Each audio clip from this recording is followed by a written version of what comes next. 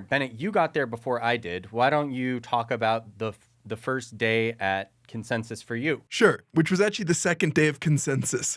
I made it in on Wednesday afternoon, but I'd been up since like 3 a.m. in the morning and just could not bear walking into a convention hall full of cryptocurrency people. It would have put me right over the edge.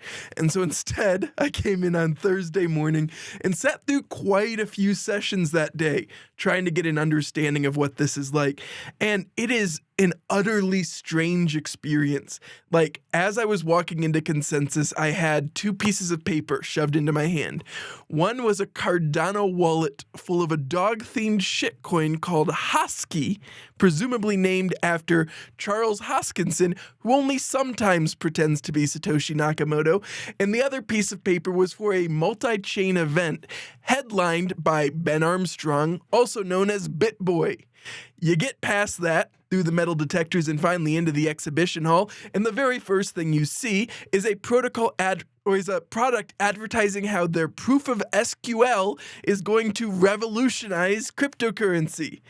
If you finally push back there and through the rest of the booths that are similarly ridiculous, you can make your way to the stages. And the very first session I decided to see was one entitled Remember Why We're Here, Crypto's True Purpose. This was led by Michael Casey of CoinDesk and included Eric Voorhees of Shapeshift, Neha Narula of the Digital Currency Initiative out of the MIT Media Lab, and Caitlin Long of Custodia Bank. And it was a disaster. Neha had to fact-check both Caitlin Long and Eric Voorhees during the session of it. Caitlin, because she said, right now, 8 billion people could download Lightning software and start transacting in fiat backed by sats.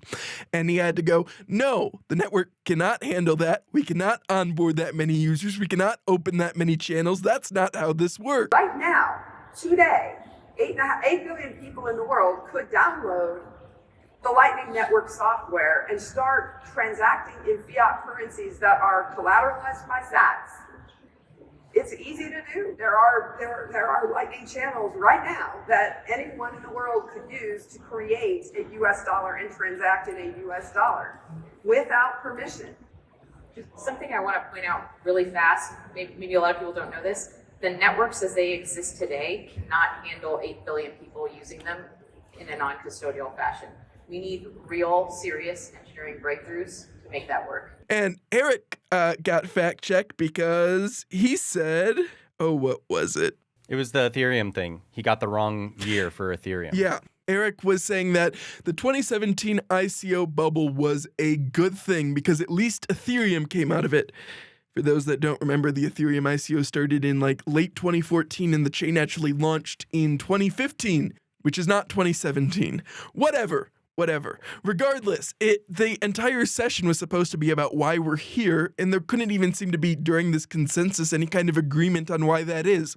Eric cared about the Austrian money part. Caitlin kept talking about an honest ledger, whatever that means. Neha had to spend half of her speaking time fact-checking the other people on the panel. And there was no, real thrust to it. And, that was kind of the pattern throughout. Many of the sessions were disappointing in a lot of different ways.